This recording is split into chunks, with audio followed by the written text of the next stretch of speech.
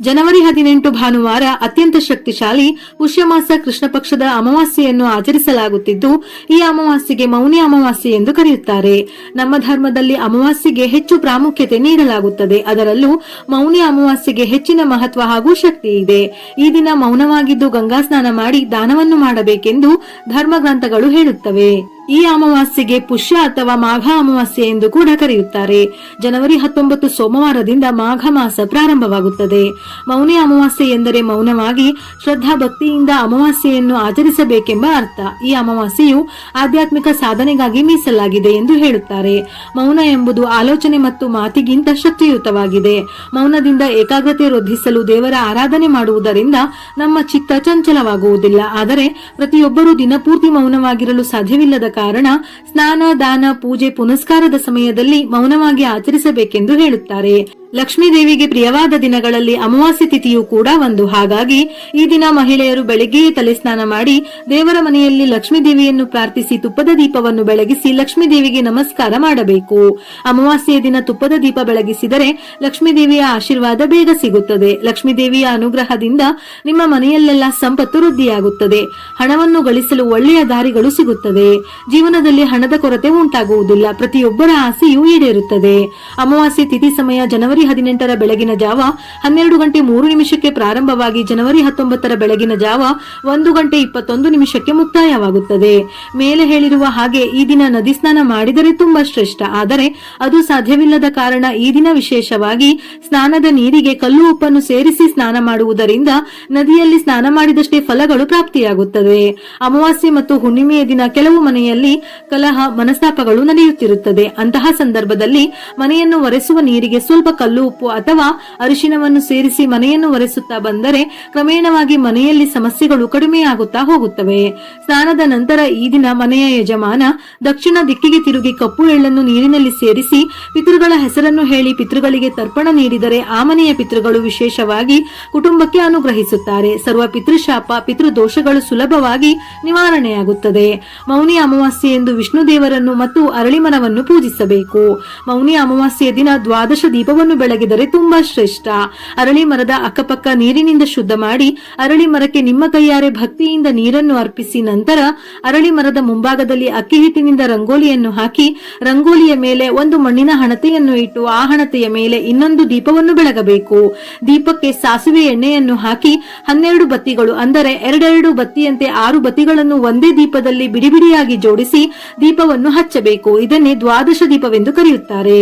ವಿಶೇಷವಾಗಿ ಮೌನಿ ಅಮಾವಾಸ್ಯೆಯ ದಿನ ದ್ವಾದಶ ದೀಪವನ್ನು ಅರಳಿ ಮರದ ಮುಂದೆ ಬೆಳಗಿಸುವುದರಿಂದ ಪಿತೃಶಾಪದ ನಿವಾರಣೆಯ ಜೊತೆಗೆ ಪಿತೃದೋಷದಿಂದ ಸಂತಾನದ ವಿಳಂಬ, ಮದುವೆಗೆ ತಡೆಯಾಗುತ್ತಿದ್ದರೆ ಅಥವಾ ಮಾಡುತ್ತಿರುವ ಕೆಲಸಗಳು ಅರ್ಧಕ್ಕೆ ನಿಲ್ಲುತ್ತಿದ್ದರೆ ಪ್ರತಿಯೊಂದು ನಿವಾರಣೆಯಾಗುತ್ತದೆ.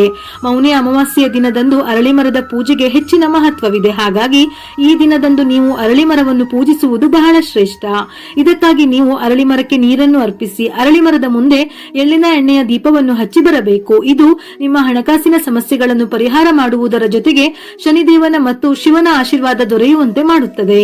ಈ ದಿನದಂದು ಬ್ರಾಹ್ಮಣರಿಗೆ ಮತ್ತು ಗೋಮಾತೆಗೆ ದಾನವನ್ನು ನೀಡಬೇಕು.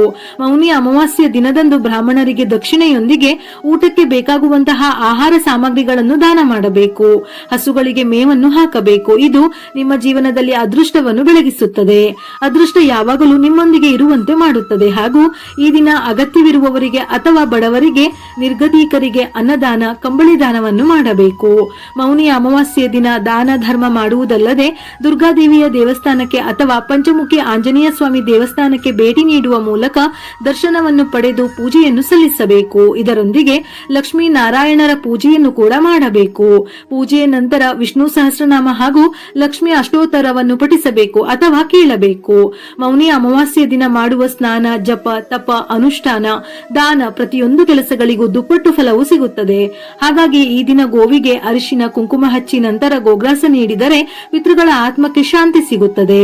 ಗೋಗ್ರಾಸ ಎಂದರೆ ತೊಳೆದಿರುವ ಅಕ್ಕಿಗೆ ಸ್ವಲ್ಪ ಬೆಲ್ಲ, ಬಾಳೆಹಣ್ಣನ್ನು ಸೇರಿಸಿ ಗೋವಿಗೆ ತಿನ್ನಿಸಬೇಕು. ಸಾಧ್ಯವಿಲ್ಲವೆಂದಾದರೆ ನೀವು ಊಟ ತಿಂಡಿ ಮಾಡುವ ಮೊದಲು ಮಾಡಿರುವ ಆಹಾರ ಪದಾರ್ಥಗಳನ್ನು ಗೋವಿಗೆ ತಿನ್ನಿಸಬಹುದು. ಪಿತೃಗಳ ಆಶೀರ್ವಾದವನ್ನು ಪಡೆದುಕೊಳ್ಳಲು ಬಯಸುವವರು ಮೌನಿ ಅಮಾವಾಸ್ಯೆಯ ದಿನದಂದು ಹಳದಿ ಬಟ್ಟೆಗಳನ್ನು ಧರಿಸಿ ಪಿತೃಗಳನ್ನು ಧ್ಯಾನಿಸಬೇಕು. ಹೀಗೆ ಮಾಡುವುದು ಶುಭ ಮತ್ತು ಪಿತೃಗಳ ಆತ್ಮಕ್ಕೆ ಸಂತುಷ್ಟವನ್ನು ನೀಡುವುದು. ಈ ದಿನದಂದು ನಿಮ್ಮ ಮನೆಯ ಮನೆಯ ಮುಖ್ಯ ದ್ವಾರದ ಮೇಲೆ ಅರಿಶಿನ ಬೆರೆಸಿದ ನೀರನ್ನು ಸಿಂಪಡಿಸಿ ಮನೆಯ ಬಾಗಿಲಿನ ಚೌಕಟ್ಟನ್ನು ಸಹ ಸ್ವಚ್ಛಗೊಳಿಸಿ. ಈ ಪರಿಹಾರವನ್ನು ಮಾಡುವುದರಿಂದ ಮನೆಯಲ್ಲಿ ಸಕಾರಾತ್ಮಕ ಶಕ್ತಿ ಹೆಚ್ಚಾಗುತ್ತದೆ. ಅಮಾವಾಸ್ಯೆಯ ದಿನ ದೇವರ ಮನೆಯಲ್ಲಿ ಕೆಂಪು ಬಟ್ಟೆಯನ್ನು ಹಾಸಿ ಅದರ ಮೇಲೆ 4 ಕಪ್ಪು ಕವಡೆ, 1 ನಾರು ತೆಗೆಯದ ತೆಂಗಿನಕಾಯಿ, 1 ಪಟಿಕ ಅಂದರೆ ಆಲಂ ಹರಳು ಮತ್ತು ಸ್ವಲ್ಪ ಅರಿಶಿನ ಕುಂಕುಮ ಹಾಕಿ ಗಂಟು ಕಟ್ಟಿ ಆ ಗಂಟಿಗೆ ಅರಿಶಿನ ಕುಂಕುಮ ಹಚ್ಚಿ ಅಗರಬತ್ತಿ ಹಚ್ಚಿ ಪೂಜೆ ಮಾಡಿ ಅದನ್ನು ಮನೆಯ ಹೊರಗೆ ನಿಂತು ದೃಷ್ಟಿ ನಿವಾಳಿಸಿ ನಂತರ ಮನೆಯ ಬಾಗಿಲಿನ ಮೇಲೆ ಕಟ್ಟಬೇಕು. ನಂತರ ಕೈ ಕಾಲುಗಳನ್ನು ತೊಳೆದು ನಂತರ ಬೇರೆ ಕೆಲಸ ಮಾಡಬೇಕು. ಈ ಪರಿಹಾರವು ಮನೆಯ ಸಮಸ್ಯೆಗಳು, ಪತಿ ಪತ್ನಿಯರ ನಡುವಿನ ಜಗಳಗಳು, ಮಕ್ಕಳು ಮಾತು ಕೇಳದಿರುವುದು, ಆರ್ಥಿಕ ತೊಂದರೆ, ಸಾಲದ ಸಮಸ್ಯೆ, ದೃಷ್ಟಿದೋಷವನ್ನು ನಿವಾರಿಸುತ್ತದೆ. ಇದರ ಜೊತೆಗೆ ಇದು ಶನಿ ದೋಷ ಮತ್ತು ಪಿತೃದೋಷಗಳನ್ನು ಸಹ ನಿವಾರಿಸುತ್ತದೆ. ಪಿತೃದೋಷಗಳಿಂದಾಗಿ ಜೀವನದಲ್ಲಿ ಅನೇಕ ಸಮಸ್ಯೆಗಳು ಎದುರಾಗುತ್ತವೆ. ಹಿರಿಯರು ತಿಳಿಯದೆ ಮಾಡಿದ ಪಾಪಗಳು ಅವರ ವಾರಸುದಾರರಿಗೆ ತೊಂದರೆ ನೀಡಬಹುದು. ಅಂತಹ ದೋಷಗಳಿಂದ ಹೊರಬರಲು ಈ ಪರಿಹಾರವು ಬಹಳ ಉಪಯುಕ್ತವಾಗಿದೆ. ಮನೆಯ ಮುಖ್ಯ ದ್ವಾರವು ಬಹಳ ಮುಖ್ಯ. ಯಾಕೆಂದರೆ ಒಳ್ಳೆಯದು ಅಥವಾ ಕೆಟ್ಟದ್ದು ಏನೇ ಪ್ರವೇಶಿಸಬೇಕಿದ್ದರೂ ಅದು ಮುಖ್ಯ ದ್ವಾರದ ಮೂಲಕವೇ ಪ್ರವೇಶಿಸುತ್ತದೆ. ಈ ಗಂಟು ಒಂದು ರಕ್ಷಣಾ ಕವಚದಂತೆ ಕಾರ್ಯನಿರ್ವಹಿಸುತ್ತದೆ. ಇದು ದುಷ್ಟಶಕ್ತಿ, ಕೆಟ್ಟ ಶಕ್ತಿ, ದೃಷ್ಟಿದೋಷ ಮತ್ತು ಶತ್ರುಗಳು ನಿಮ್ಮ ಮನೆಯ ಮೇಲೆ ಮಾಡುವ ದುಷ್ಟ ಪ್ರಯೋಗಗಳು ಮನೆಯ ಒಳಗೆ ಪ್ರವೇಶಿಸದಂತೆ ರಕ್ಷಿಸುತ್ತದೆ. ಈ ಕೆಲಸವನ್ನು ಬೆಳಿಗ್ಗೆ ಅಥವಾ ಸಂಜೆ ಮಾತ್ರ ಮಾಡಬೇಕು. ಮಧ್ಯಾಹ್ನದ ಸಮಯದಲ್ಲಿ ಮಾಡಬಾರದು. ಉಗುರುಗಳನ್ನು ಕತ್ತರಿಸುವುದು ಅಥವಾ ಕೂದಲನ್ನು ಬಿಚ್ಚಿ ಇಂತಹ ಕೆಲಸಗಳನ್ನು ಮಾಡಬಾರದು. ಮನೆ ಮತ್ತು ಅಂಗಳವನ್ನು ಸ್ವಚ್ಛಗೊಳಿಸಿದ ನಂತರವೇ ಈ ಪರಿಹಾರವನ್ನು ಮಾಡಬೇಕು.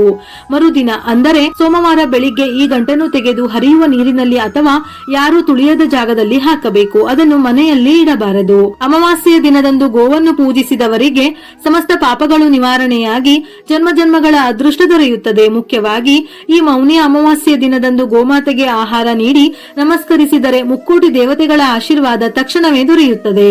ಈ ದಿನ ತಪ್ಪದೆ ನೆನೆಸಿದ ಹೆಸರು ಕಾಳು, ರಾಗಿ ಮತ್ತು ನೆನೆಸಿದ ಅಕ್ಕಿಗೆ ಬೆಲ್ಲವನ್ನು ಸೇರಿಸಿ ತಿನ್ನಲು ಕೊಡಿ ಅಥವಾ ರಾಗಿ ಹಿಟ್ಟಿಗೆ ಬೆಲ್ಲ ಮತ್ತು ತುಪ್ಪವನ್ನು ಸೇರಿಸಿ ಕೊಡಬೇಕು. ಇವುಗಳಲ್ಲಿ ಯಾವುದಾದರೂ ಒಂದನ್ನಾದರೂ ಗೋವಿಗೆ ತಿನ್ನಿಸಿ. ಗೋಮಾತೆಯು ದೇವತೆಗಳಿಗೆ ಸಮಾನವೆಂದು ಹಿಂದೂ ಧರ್ಮದ ಪುರಾಣಗಳಲ್ಲಿ ಹೇಳಲಾಗಿದೆ. ಆದ್ದರಿಂದ ಗೋಸೇವೆ ಮಾಡಿದರೆ ಯಾವುದೇ ಸಮಸ್ಯೆಗಳಿದ್ದರೂ ನಿವಾರಣೆಯಾಗುತ್ತದೆ. ಜಾತಕದಲ್ಲಿ ಪಿತೃದೋಷವಿದ್ದರೆ ಯಾವುದೇ ಅಮಾವಾಸ್ಯೆ ಎಂದು ಕಾಗೆ, ಪಕ್ಷಿ, ನಾಯಿ ಮತ್ತು ಹಸುವಿಗೆ ಆಹಾರವನ್ನು ನೀಡಬೇಕು. ಈ ಸುಲಭ ಪರಿಹಾರವನ್ನು ಮಾಡುವುದರಿಂದ ಪೂರ್ವಜರ ಆಶೀರ್ವಾದವನ್ನು ಪಡೆಯಬಹುದು. ಈ ದಿನ ಸಂಜೆ ವೆಂಕಟೇಶ್ವರ ಸ್ವಾಮಿಯ ದೇಗುಲಕ್ಕೆ ಹೋಗಿ ತುಪ್ಪದ ದೀಪವನ್ನು ಹಚ್ಚಿ ಪ್ರದಕ್ಷಿಣೆಯನ್ನು ಹಾಕಿದರೆ ತುಂಬಾ ಒಳ್ಳೆಯದು. ಪಿತೃಗಳಿಗೆ ಸಂಬಂಧಪಟ್ಟಿರುವ ಅಮಾವಾಸ್ಯೆಯ ದಿನ ಈ ಎಲ್ಲಾ ಕೆಲಸಗಳನ್ನು ಮಾಡುವುದರಿಂದ ಪಿತೃಗಳ ಅನುಗ್ರಹದಿಂದ ಕುಟುಂಬದಲ್ಲಿ ಸುಖ, ಸಂತೋಷ, ನೆಮ್ಮದಿ ನೆಲೆಸುತ್ತದೆ. ವಿಡಿಯೋ ಇಷ್ಟ ಆಗಿದ್ದಲ್ಲಿ ಮರೆಯದೆ ಲೈಕ್ ಕೊಟ್ಟು ನಿಮ್ಮವರಿಗೆ ಶೇರ್ ಮಾಡಿ. ಇದೇ ರೀತಿಯ ಮನಮುಟ್ಟುವ ಉಪಯುಕ್ತ ಮಾಹಿತಿಗಳಿಗಾಗಿ ಮತ್ತೆ ಭೇಟಿಯಾಗೋಣ.